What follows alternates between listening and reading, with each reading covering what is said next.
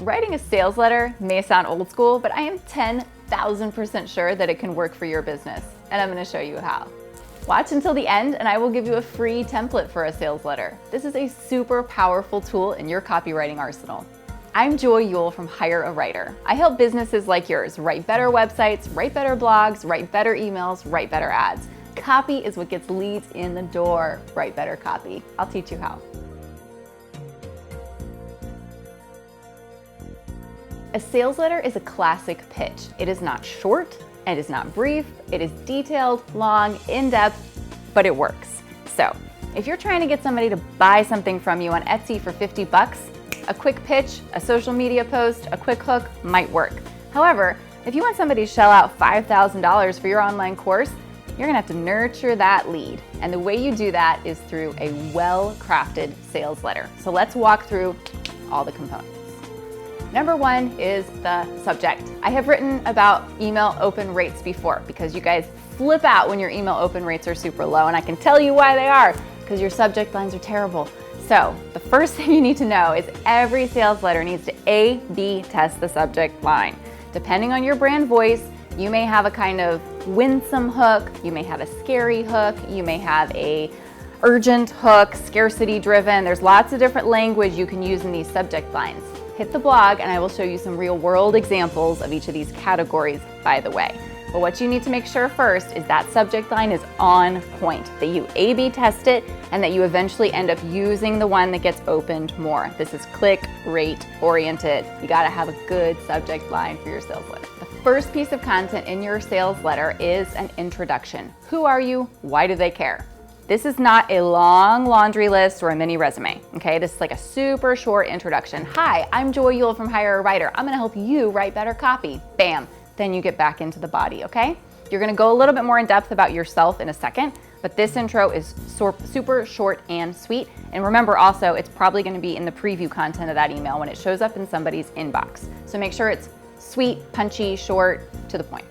All right, so once you've introduced yourself, the first thing you hit them with is pain points. Okay, remember, customer centricity. Everything in your marketing copy is not about you. You are selling a solution to a problem. There's a value proposition. It's the first thing you do. It's awful when. It's hard that. I understand that it's difficult. This is a struggle for you. You highlight whatever is painful in the customer's life. And that is gonna be the problem that you resolve through this must-have good or service.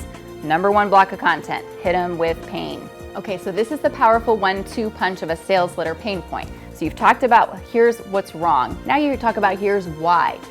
You feel this way because you don't have an extra set of hands, because you don't have the right information, because you don't have this product that's gonna make your life better. So you're not necessarily going into a big sell right now. You're just detailing, generally speaking, this problem exists because you lack X, Y, or Z. So this is a 1-2 punch in that first block of pain point section that's gonna immediately hook your reader into thinking, oh yeah, I feel that. Oh yeah, that would help, okay? Now you're gonna go a little deeper with the personal story. You're gonna explain how there was a time in your life when you felt that way too, and why. Then you're gonna explain why that experience qualifies you to solve your customer's problem, okay? Does that make sense? So it's a little bit of an autobiographical anecdote, okay? It may be a little bit embellished to make sure it's super relevant and makes sense, but you wanna make sure that you have some credentialing in place, right? So you're immediately gonna talk about the person, then you're gonna talk a little bit about yourself. Don't wax too eloquent. People get super bored if you start talking about your whole life story. Back in 1892, okay, whatever. Nobody alive today was born then, but you know what I mean. The idea that you kind of start way back in your history and talk about like your existential journey into business. Like, don't do that. Just talk about something very specific, a scenario that exactly relates to your customer scenario and how the product, good, service, whatever that you have created based on that experience can also solve their problem. This creates a really, really powerful narrative. All right, so we got problem, we got solution, now we're gonna talk benefits. What are the outcomes of somebody buying into whatever you're selling? We're gonna talk about all the wonderful things that are gonna happen. Their life is gonna get easy, they're gonna have so much money, their kids are gonna behave, Okay, maybe magic will happen. The point is you start listing out, not ridiculously extensive, but list out several ways in which this good or service is going to improve the life of your customer. Get very benefit oriented and get specific. Don't just say it's going to streamline your business operations. Get really clear. It's going to intercept this moment when you have a breakdown in workflow. It's going to allow you to have automated alerts for such and such. So get really specific about how those pain points are absolutely resolved and the benefit that your good or service adds to your customer's life. So it's all been pretty personal so far, right? You've talked a little bit about yourself, a lot about the customer, a little bit about yourself again, talked about the benefits. At that point, often you're going to want to hit an off-ramp. You're going to want to stick a CTA in there that's going to allow readers who have decided they're interested to move into a more active interaction, to fill out a form, to view a video, to get a free download, something like that.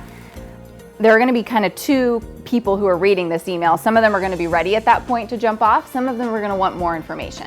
That means the next block of copy you hit them with needs to be features. How does what you offer specifically address their needs? Now, this isn't about benefits and what it does for their life. This is about the actual product itself. So this is the first time you're actually really describing what the product is, what the product does. So list out those features in a really specific way. Make sure you're not saying really random general things like it's going to streamline your business operations. Okay, that doesn't mean anything. Talk about how it's going to, intercept this moment of failure in your workflow, or it's going to give you automated alerts for something or whatever. So be specific, list out several features, 10 or more, of the ways that your good or service addresses a problem in a unique way and how it does that. All right, so you've listed all the great features and the exact ways that your product or service addresses a pain point or a need in a customer's life. Now what you want to do is right away go into an add-on. Go into something that feels like an extra benefit, a freebie, an extra way that it resolves a problem in somebody's life, some kind of upgrade, not a paid upgrade, something free that they get in addition, okay? So it's like a sweeten the deal to keep them going. So after you offer a freebie, then you want to immediately give value in saying that this is a risk-free trial. This is a risk-free proposition. If you don't like it, your money back. You need to alleviate the burden of risk that somebody feels at this point, especially because they haven't yet encountered your price point. So they don't know if this is going to be costing them a lot of money or for what them could be a lot of money. So you want to emphasize the fact that this isn't going to hurt you at all. There's no risk in you trying this. Alleviate that burden at this point in your copy. All right, at this point, you are starting to round out the pitch. We are narrowing into a little bit of a close field. And at this point, you want to offer a second freebie. I'm not kidding. Offer something else that sweetens the deal even further. So you have freebie, risk-free, freebie. This is the ultimate sandwich. Everybody wants to eat that, right? This is a beautiful opportunity for you to, again, extend an offer.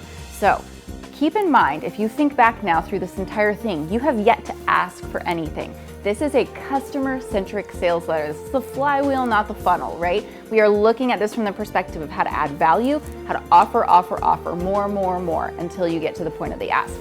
The idea is they're so overloaded by your incredible generosity, once you ask, the answer will be yes. The last piece before you actually ask is customer reviews and testimonials.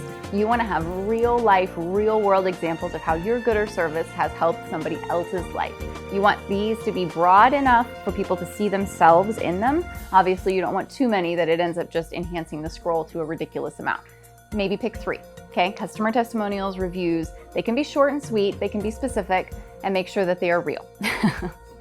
All right, and then once you have done that, you are ready to ask. Are you ready to try? Make sure your offer is in the form of a question. You want to pique somebody's curiosity to say, are you ready for your life to be better? Are you ready to take up this offer? Are you ready to launch, to deploy, to engage, to receive, right? So you want to use that kind of invitational language in the form of a question to ask for them to buy what you're selling. You may think you're done.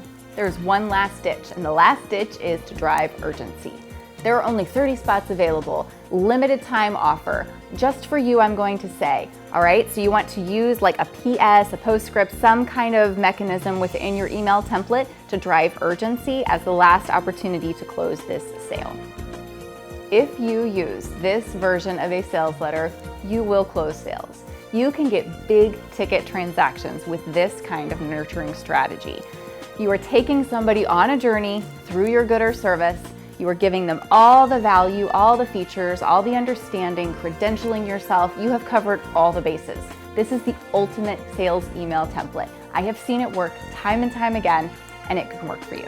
If you are ready to up your game, download it. Get this, it's free. I will give it to you for free. It is a sales email template. You can go to the blog and read about it, and then you can download the template yourself, copy paste it. I have example text in there. You can see how long each block of copy should be. You can see the kind of language that you should use. This is all here to just help you. I also ask that you subscribe to my channel. Get into this. Become a part of this experience of getting better at copy so that you can close more sales. I have tons of resources to help, and I'm here to help. So drop a comment, connect with me on Instagram. I'd love to be part of your life.